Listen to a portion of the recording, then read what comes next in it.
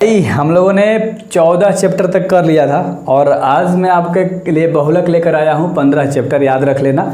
और भी एक चैप्टर है तो यार उसे भी हम लोग कर लेंगे, प्लेलिस्ट में इसे भी डाल दूंगा, डिस्क्रिप्शन में लिंक होगा, सारे चैप्टर सब देख सकते हो। सबसे पहला सवाल देख लो, निम्न में से है ना संघनन बहुलक नहीं है। अब संघनक बहुलक नहीं है इसमें से नियोप्रीन नहीं है, मेलामाइन और ग्लिप्टन और डेकॉन, ये तीनों है, याद रखना अच्छे तरीके से। देखो केमिस्ट्री बहुत खतरनाक चीज़ है, बहुत पलटू दास है ना। तुम्हारी गर्लफ्रेंड से भी ज़्यादा जहर है इसमें, याद रखना केमिस्ट्री में। ये भी कभी भी कुछ भी हो सकता है इसमें।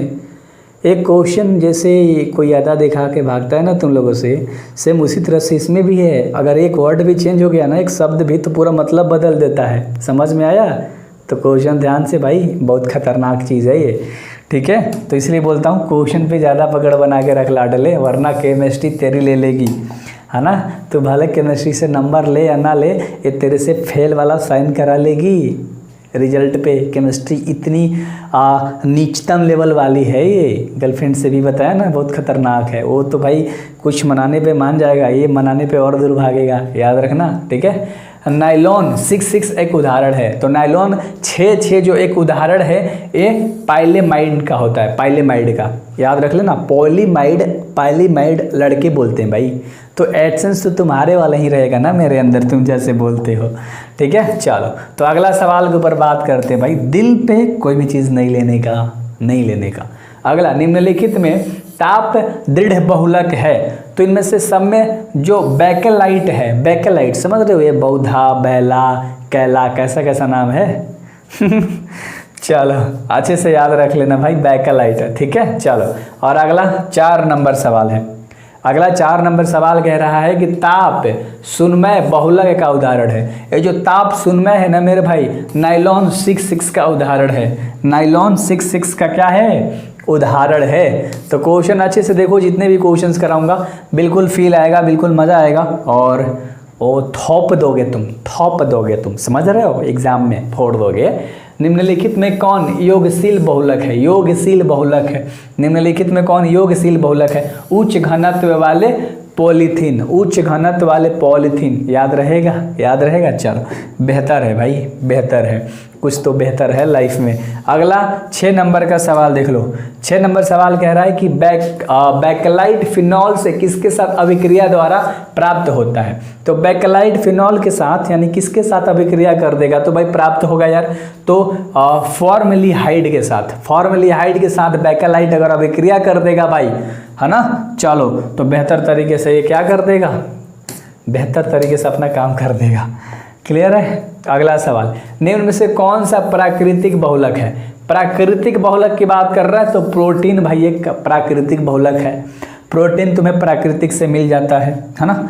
चलो बिल्कुल भाई सही है, घास पुआर खाते हो, साग सब्जी खाए हो चलो, ब्यूना एन तथा ब्यूना एस जो है एक संश्लेषित रबड़ है। क्या है? संश्लेषित रबड़ है। बिल्कुल क्लियर भाई। देखो तुम सब हो ना, जान हो, और नहीं तो भाई कुछ भी नहीं, अभिमान हो, सम्मान हो, सब कुछ तो तुम ही लोग हो, हैं। इतने प्यारे क्यूट हो, ऐसे तो कहीं नहीं देखा था। कमेंट से तुम सबके शक्ल दिखाई देते हैं यहाँ पर कि तुम कौन कितना भोला और कौन कितना छिछोरा टाइप का है, समझ रहे हो कमेंट सब चीज़ बताता है। पॉलीथीन एक बहुलक है इथीन का, याद रखना, इथीन का। अरे दुखी मत हो जाना, हर स्टूडेंट लाइफ में ज़्यादातर लड़के छिछोरे टाइप से ही होते हैं, है ना।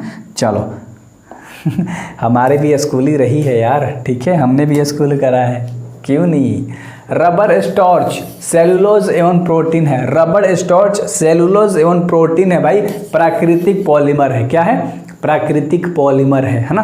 क्या है? प्राकृतिक पॉलीमर है। अगला सवाल देख लो, 11 नंबर तुम्हारा सवाल कह रहा है, अमीनो अम्ल के पॉलीमर को कहते हैं। अमीनो अम्ल के पॉलीमर को क्या कहोगे? चलो बताओ फटाक से।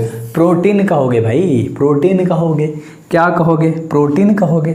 जो चीज़ें नहीं बुझाती उसे 2 बार बोल लो, उसे कितने बार बोल लो? 2 बार बोल लो, 3 बार बोल लो, क्या दिक्कत है यार। नेचुरल रबर निम्नलिखित का बहुलक है, तो ये जो है आइसोप्रीन का, है ना। नेचुरल रबर निम्नलिखित बहुलक है आइसोप्रीन का। किसका?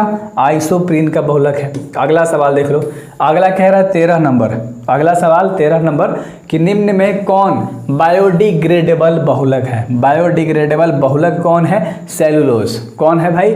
सेल्यूलोज, है ना? क्लियर है? मज़ा आ रहा है? मज़ा आ रहा है? कुछ और हो जाए? मज़ा आ रहा है या कुछ और हो जाए? कोई और चलो छोड़ो। कॉप्रोलैक्टम किसका मोनोमर है? याद रखना, क्रोपलैक्टम किसका मोनोमर है भाई? तो ये नाइलॉन 6 का, नाइलॉन 6 का याद रख लेना। क्लियर है? क्लियर है? चलो बहुत बढ़िया। ये ज़्यादा लंबा वीडियोज़ नहीं होती है यार, आराम से देखोगे तो मज़ा आएगा, है ना? फोड़ दोगे अपने एग्ज़ाम में। तुम सब यार दूर दूर भाग रहे हो, मैं क्या करूँ बताओ? दूर दूर भागोगे कुछ होगा? निम्न में से किसमें एक्टर बंध मिलता है? तो एक्टर बंध मिलता है बेकेलाइट में। किसमें? बेकेलाइट में। क्या मिलता है? एक्टर बंध मिलता है। चलो क्लियर है? अगला सवाल देख लो, निम्न में से संघनन बहुलक, संघनन बहुलक भाई डेक्रॉन में पाया जाता है। डेक्रॉन में, किसमें? डेक्रॉन में। बहुत बढ़िया, मेरे एक्शन से तुम्हें याद हो जाता है। नहीं, मेरे एक्शन से मैं जो चीज़ें एक्टिंग टाइप करता हूँ। निम्न में से किस बहुलक में हैलोजन परमाणु नहीं मिलता? हैलोजन परमाणु नहीं मिलता भाई, अच्छे से याद रख लेना। पूछ रहा है, 4 ऑप्शन दिया है, तो ट्रैफ्लॉन में मिलता है, ग्लिप्टल में मिलता है, पॉलीविनाइल क्लोराइड में मिलता है, नहीं मिलता नियोप्रीन में, है ना? बहुलक जो हैलोजन परमाणु नहीं मिलता नियोप्रीन के अंदर। क्लियर है? बाकी 3 में मिलता है।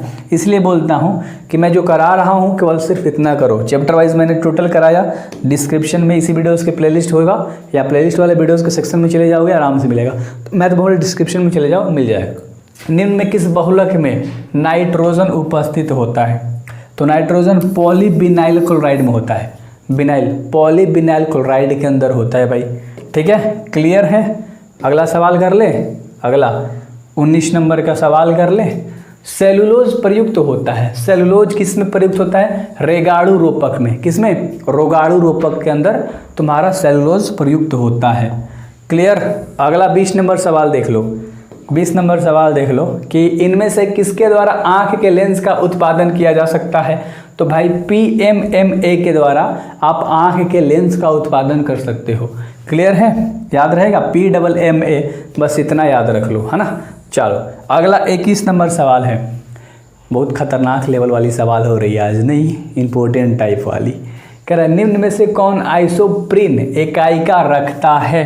तो भाई प्राकृतिक रबड़। क्लियर है? क्या? प्राकृतिक रबड़। और अगला सवाल देख लो 22 नंबर, 22 नंबर सवाल कह रहा है आपका कि निम्नलिखित में से कौन संघनन बहुलक नहीं है? निम्नलिखित में से कौन संघनन बहुलक नहीं है? तो PTFE, PTFE। क्लियर है? चलो तो अच्छे से याद हो गया होगा। अगला सवाल करा दे रहा हूँ, अगला जो 23 नंबर सवाल है। 23 नंबर सवाल बोल रहा है कि कार्य के आधार पर बहुलक को कुल कितनी श्रेणियों में बांटा जाता है? कार्य के आधार पे बोल रहा है, कार्य के आधार पे क्वेश्चन रखा करो दिमाग में। तो 9, कितने? 9 याद रहेगा, 9। और अगला सवाल देख लो 24 नंबर, 24 नंबर सवाल कह रहा है कि निम्नलिखित में कौन पूर्णतः क्लोरीनेटेड बहुलक है? तो क्लोरीनेटेड बहुलक है टेफ्लॉन। कौन है? टेफ्लॉन। कौन है? टेफ्लॉन है। क्लियर है?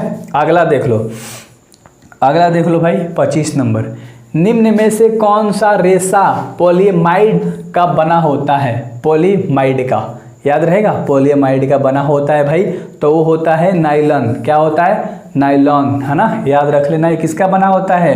पॉलीमाइड का। ठीक है? चलो पॉलीमाइड से क्या बनता है भाई? नाइलॉन बनता है, लाडलो। और अगला सवाल जो 26 नंबर सवाल है कि निम्नलिखित में संघनन बहुलक है। निम्नलिखित में संघनन बहुलक क्या है? प्रोटीन है। प्रोटीन एक संगलन बहुलक है। क्लियर है? क्या है? संघनन बहुलक है। और अगला सवाल देख लो 27 नंबर, 27 नंबर सवाल कह रहा है कि किसी बहुलक का उपयोग औषधियों के नियंत्रित अवमोचन में होता है, तो होता है PTFE। PTFE याद रख लेना, ये बहुलक है ना? चलो तो अच्छे से याद रखा करो, कोई भी क्वेश्चन अब ख़त्म ही होने वाला है, तो थोड़ी सी सब्र बना कर रखा करो। मेरे हर वीडियोज़ में 10 से 12 से 13 मिनट का फील आएगा, मज़ा आएगा। निम्नलिखित में कौन एलास्टोमर का उदाहरण नहीं है, उदाहरण नहीं कह रहा है, ये सब उदाहरण है लेकिन टेफ्लॉन नहीं है, क्योंकि ब्यूना एस, चूना एस और नियोप्रीन ये तीनों है भाई, है ना, एलास्टोमर का एग्जाम्पल, और टेफ्लॉन नहीं है। क्लियर है? चलो अगला सवाल देख लो। अगला सवाल तुम्हारा 29 नंबर का सवाल है। 29 नंबर सवाल क्या कह रहा है? क्या कह रहा है कि निम्न में से कौन सा रेशा पॉलीएमाइड का बना होता है? तो नायलॉन पॉलीएमाइड का बना होता है। शायद पीछे मैंने क्वेश्चन कराया था, पॉलीएमाइड का बना होता है। और अगला सवाल देख लेते हैं 30 नंबर का। 30 नंबर सवाल कह रहा है कि नायोप्रीन है, नायोप्रीन क्या है? संश्लेषित रबड़ है। नायोप्रीन क्या है? संश्लेषित रबड़ है। क्लियर है? चलो तो क्वेश्चन भाई सारा का सारा डन हो गया, और बेहतर तरीके से आज की वीडियोज़ में तो काफ़ी मज़ा आ गया नहीं, और इसी तरह से सारे ऑब्जेक्टिव्स लेकर आऊँगा सारे सब्जेक्ट में। So do subscribe man. Physics भी आप कर सकते हो, बायो है या मैथ है, इंग्लिश हिंदी तो कंपलसरी है आपका, तो सारे के मैंने वीडियोज़ बनाए हैं, बना रहा हूँ, डेली डालता हूँ। So do subscribe. Best of luck.